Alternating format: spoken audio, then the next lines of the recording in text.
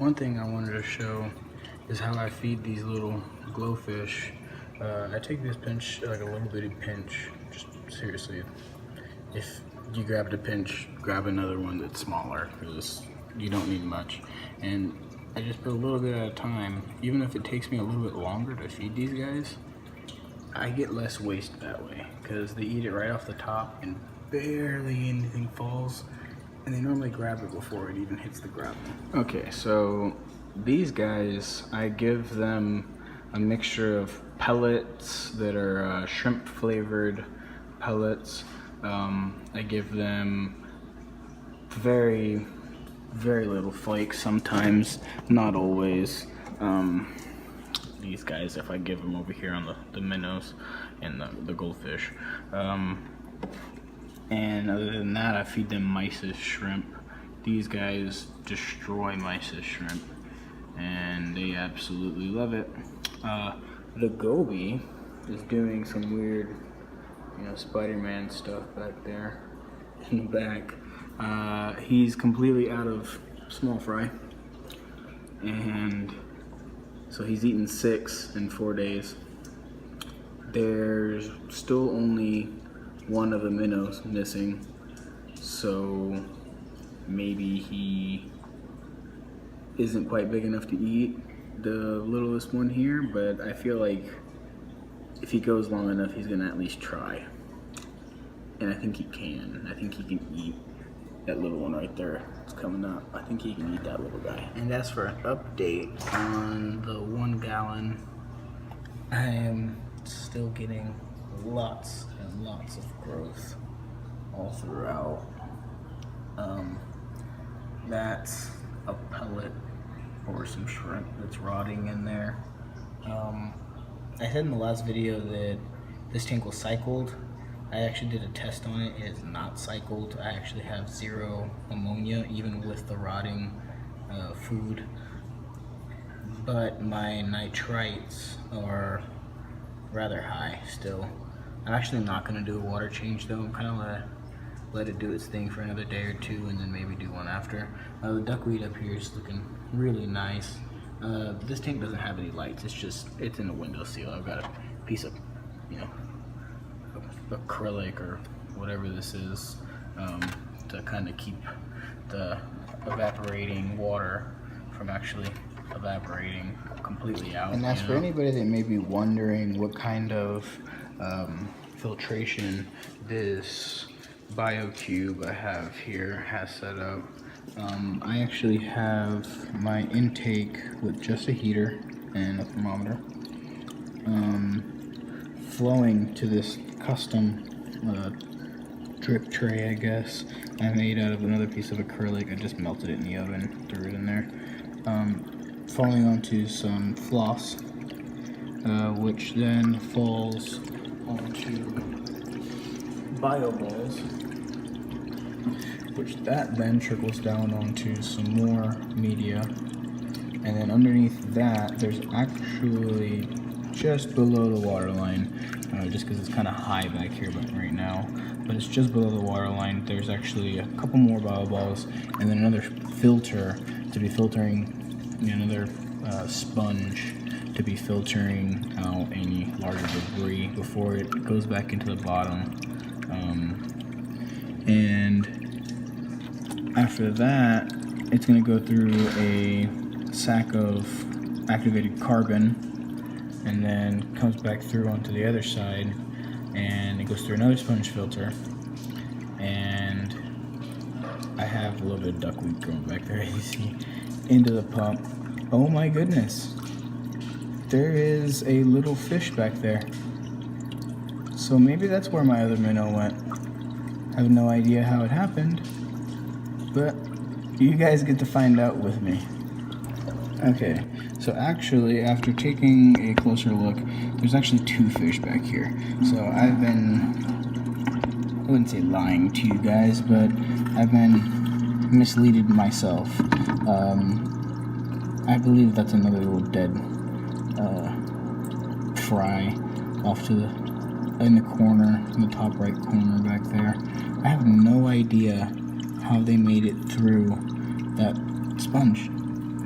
If they even did. Like, I doubt that's what they did. I don't know if they came out the pump when I cut the water off, but these fish all disappeared in the middle of the night. Maybe they jumped through here?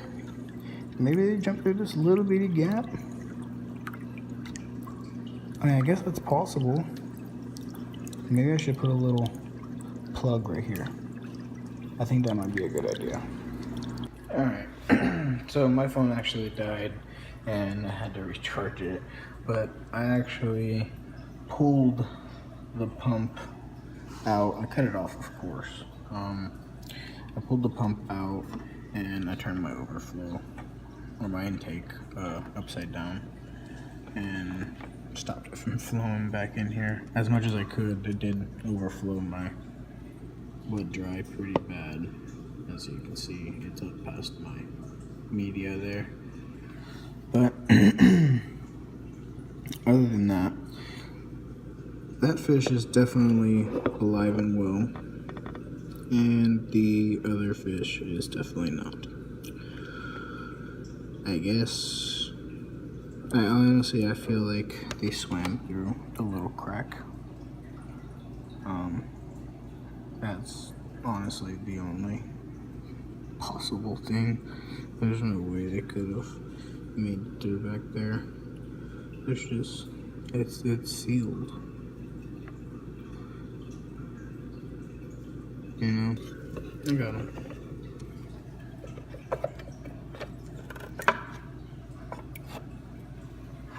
He seems to be doing fine.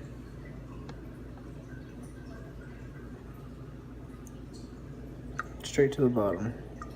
Now, keep in mind, guys, that is hunter's food.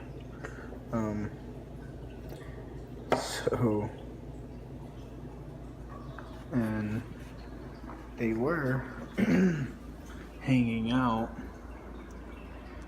at the top of the water, and I think he may be regretting hanging out at the top of the water now. So, alright, and just so you guys can see, this guy is completely fine. He's back to where he was to begin with.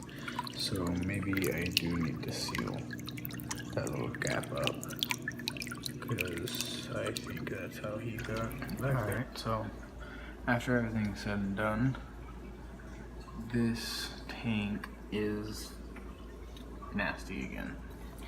All the stuff from back there kind of is floating around in here, and I believe those are like little bits of fish.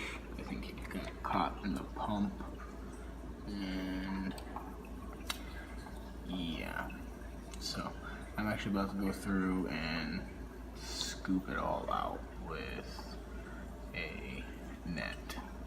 Hopefully that helps. Okay, so that actually didn't help at all, but it's okay. It'll clear itself up with time. I'll just have to rinse out my floss afterwards. So in the last video, you guys didn't really get to see Hunter, and he's not burrowed down at the moment. So now you guys get a bit of a close up. He is extremely still. The other fish are literally bumping up against him, and he pays it no mind. He is totally cool with it. So if he's cool with it, I guess I'm cool with it.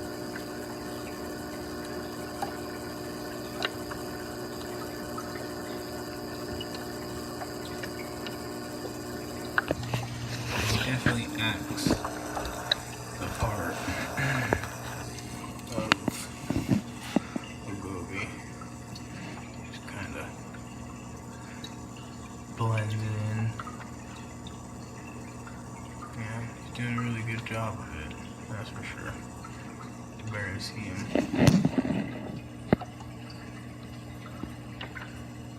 But there you guys go, another update. And until next time, I'll see you later.